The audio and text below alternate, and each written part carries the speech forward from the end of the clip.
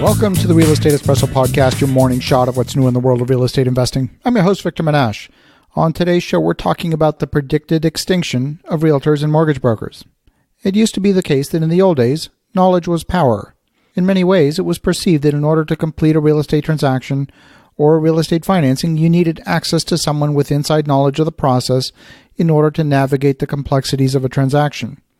It used to be the case that information about a specific property was hidden in a database that only the brokers had access to.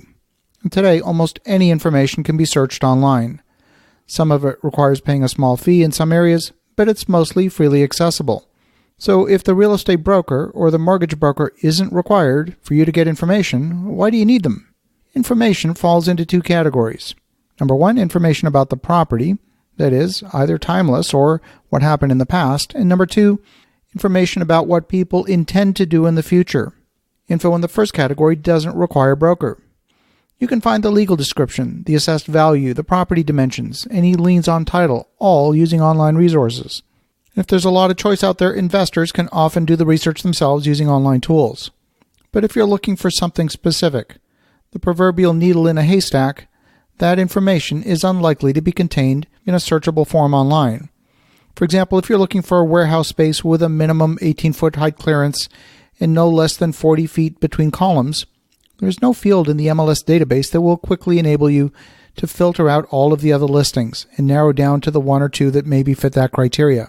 In particular, you have no visibility of space that might be coming free in the next 6 months that hasn't appeared online yet.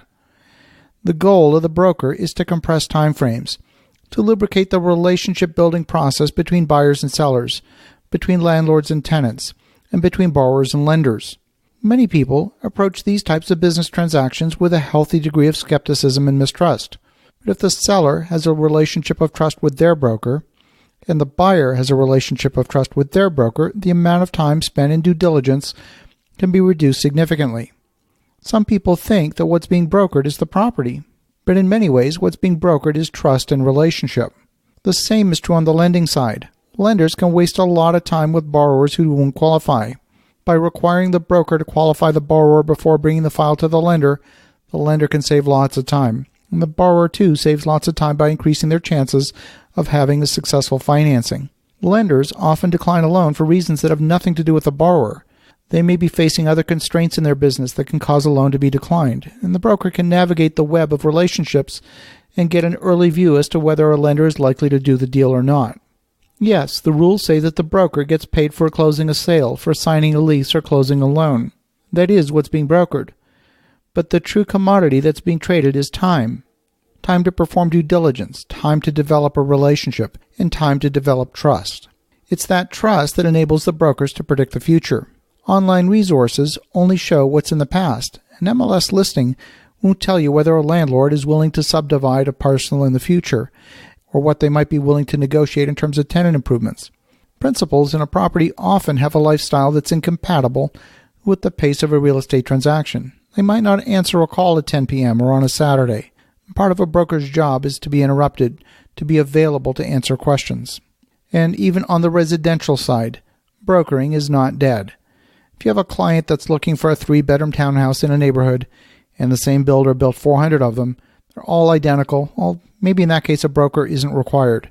But if the client is looking for an end unit with an oversized garage, that unique product won't be as much of a commodity. A well-connected broker can add a tremendous amount of value to the entire process by matching the right buyer and seller together. Simply having a business card that lists a license to operate in an area isn't enough. The true value of a broker is the relationships that they've developed over time. This takes the broker years to develop. It doesn't happen overnight. And that's why the more established brokers get the lion's share of the business. They have the strongest relationships, and they've established the longest track record in the marketplace. And after all, that's what's being brokered, not the property. So when you go out into the marketplace and look for a broker, whether you're looking to transact real estate or complete a financing, the track record and the reputation of the broker in the community and the quality of the relationships are the first two things I believe you should be evaluating. So you think about that. Have an awesome rest of your day. Go make some great things happen. We'll talk to you again tomorrow.